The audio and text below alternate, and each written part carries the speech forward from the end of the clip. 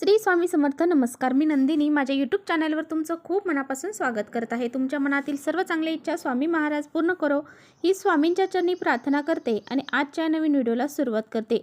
येत्या 26 फेब्रुवारीला म्हणजेच बुधवारी आलेली आहे या वर्षीची महाशिवरात्री. तर शिवरात्री ही प्रत्येक महिन्यामध्ये येत असते आणि प्रत्येक महिन्याच्या कृष्ण पक्षातील चतुर्दशीला शिवरात्री येत असते.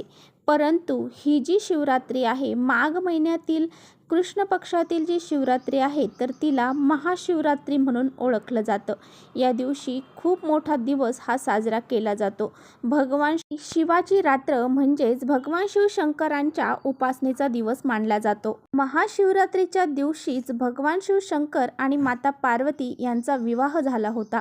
म्हणून हा दिवस अतिशय पवित्र आणि महत्त्वाचा शुभ मानला जातो. या दिवशी भगवान शिवशंकरांच्या मंदिरात जाऊन शिवपिंडीवरती जलाभिषेक, रुद्राभिषेक केला जातो आणि शिवशंकरांची विधिवत पूजा ही केली जाते. या दिवशी व्रत केले जाते आणि त्याचबरोबर काही प्रभावी उपाय देखील केले जातात. आजच्या व्हिडिओमध्ये मी तुम्हाला अतिशय प्रभावशाली उपाय सांगणार आहे. आपल्याला या झाडाला फक्त स्पर्श करायचा आहे.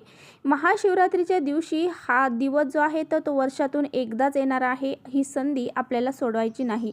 त्यामुळे फक्त या दिवशी या झाडाला तुम्हाला स्पर्श करायचा आहे.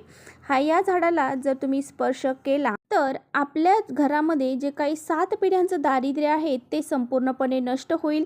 घरात अखंड लक्ष्मी नांदेल. त्याचबरोबर घराची, मुलांची, पतीची खूप सारी प्रगती होईल.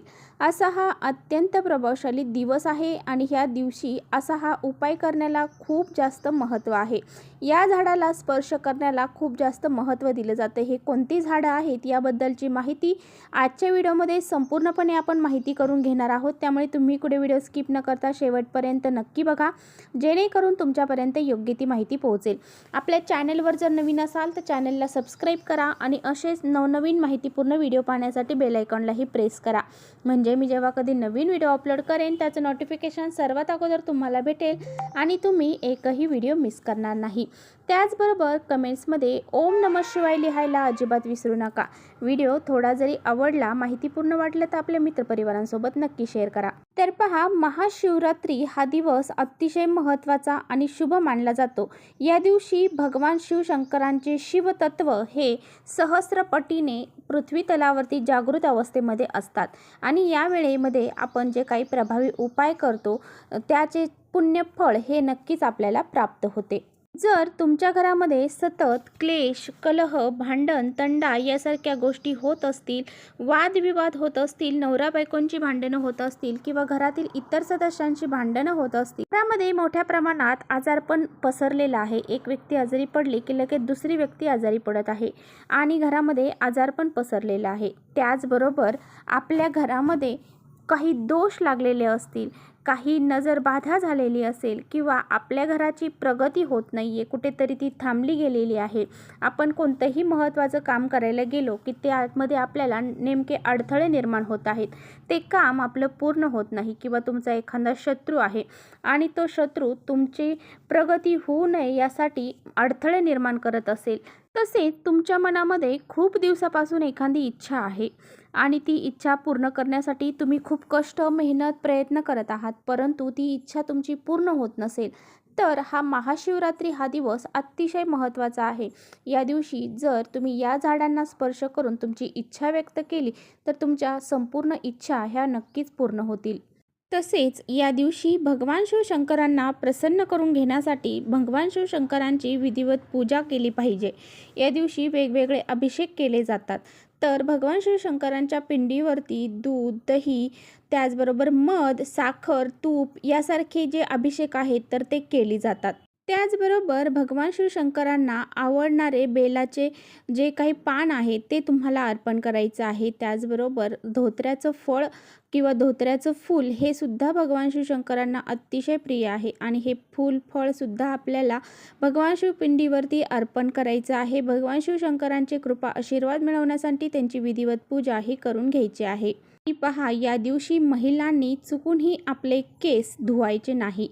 आपल्याला अगोदरच्या दिवशीच केस हे धुवायचे आहेत. या दिवशी शिवलीलामृताचा 11वा अध्याय तुम्हाला घरामध्ये पठण करायचं आहे.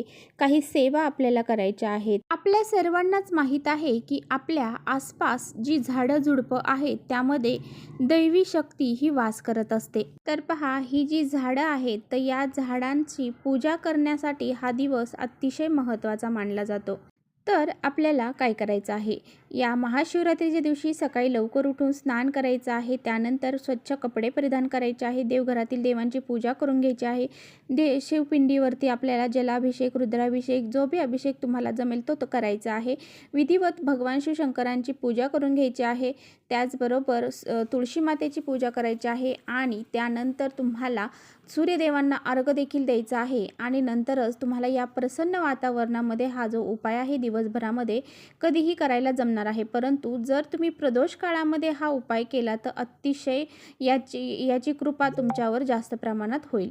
तर पहा, आपल्याला कोणत्या झाडांना स्पर्श करायचा आहे, कोणत्या झाडांची विधिवत पूजा करायची आहे. तर आपल्याला काय करायचं आहे, हा उपाय करण्यासाठी सर्वात अगोदर एक तांब्याचा कलश पाण्याने भरून घ्यायचा आहे. त्यामध्ये साखर टाकायची आहे. थोडीशी साखर तुम्हाला टाकायची आहे. त्यानंतर त्यामध्ये तुम्हाला जो कलावाचा धागा असतो तो घ्यायचा आहे. त्याचबरोबर एक शुद्ध तुपाचा दिवा तुम्हाला तयार करून घ्यायचा आहे. आणि हे सर्व घेऊन तुम्हाला तुमच्या घराजवळ असणाऱ्या शमीच्या झाडापाशी जायचं आहे. शमीच्या झाडामध्ये आपल्याला जो लागलेला शनी दोष असेल, राहू दोष असतील ते दूर करण्याची शक्ती असते. शमीचे झाड हे एक दैवी झाड मानलं जातं.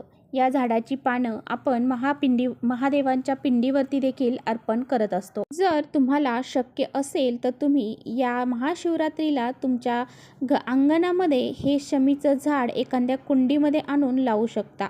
या दिवशी हे झाड लावण्याला सुद्धा खूप जास्त महत्त्व दिलं जातं. आता तुम्हाला काय करायचं आहे, सर्वात प्रथम शमीच्या झाडापाशी जायचं आहे.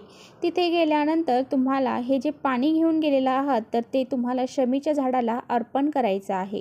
त्यानंतर या झाडाला पाणी घालण्यापूर्वी त्या पाण्यामध्ये तुम्हाला थोडीशी साखर, कच्चं दूध आणि त्याचबरोबर काळी मिरी जी आहे ती टाकायची आहे. आणि हे पाणी जे आहे तर ते तुम्हाला त्या झाडाला अर्पण करायचं आहे. तिथे हा शुद्ध गाईच्या तुपाचा दिवा तुम्हाला लावायचा आहे. पाणी त्या झाडाला अर्पण करत असताना ओम नमः शिवाय, ओम नमः शिवाय या मंत्राचा प्रभावी जप करायचा आहे. तर आपण हातामध्ये घेऊन गेलेला जो लाल पिवळा धागा आहे, म्हणजे जो कलाव्याचा धागा आहे, तर तो त्या झाडाला तुम्हाला प्रदक्षिणा घालत गुंडाळायचा आहे. आणि प्रदक्षिणा घालत असताना तुम्हाला तुमच्या मनामध्ये जी काही इच्छा आहे तर ती इच्छा व्यक्त करायची आहे. ती इच्छा पूर्ण होण्यासाठी माता पार्वतीला, भगवान शंकरांना तुम्हाला प्रार्थना करायची आहे. 7 प्रदक्षिणा तुम्हाला या झाडाला घालायच्या आहेत आणि ही जी काही इच्छा असेल तुमची ती तिथे व्यक्त करायची आहे. त्यानंतर त्या झाडाला स्पर्श करायचा आहे. त्या झाडाला स्पर्श केल्यानंतर देखील तुम्हाला तुमच्या मनातील जी इच्छा आहे ती व्यक्त करायची आहे. एक वेळेस दारिद्र्य दहन स्तोत्र जे आहे तर ते तुम्हाला पठण करायचं आहे. त्यानंतर एक वेळेस कालभैरव अष्टकमचं पठण करायचं आहे. तिथे गेल्यानंतर तुम्हाला हे 2 सेवा जे आहेत तर त्या करायच्या आहेत. आणि त्यानंतर दोन्ही हात जोडून परत एकदा तुमची इच्छा व्यक्त करायची आहे. तिथे तुम्हाला दिवा लावायचा आहे, धूप अगरबत्ती लावायची आहे. अशा पद्धतीने त्या झाडाची तुम्हाला विधिवत पूजाही करायची आहे. हा जो उपाय आहे तर तो तुम्हाला शिवरात्रीच्या दिवशी दिवसभरामध्ये सुद्धा करायला जमणार आहे. जेव्हा तुम्हाला वेळ असेल त्यावेळेस करण्याचा प्रयत्न करा. जर तुम्ही प्रदोष काळामध्ये म्हणजेच 5 वाजल्यापासून ते 7 वाजल्याचा जो काळ आहे या काळामध्ये जर हा उपाय केला तर याचे खूप जास्त चांगले परिणाम तुम्हाला बघायला मिळतील.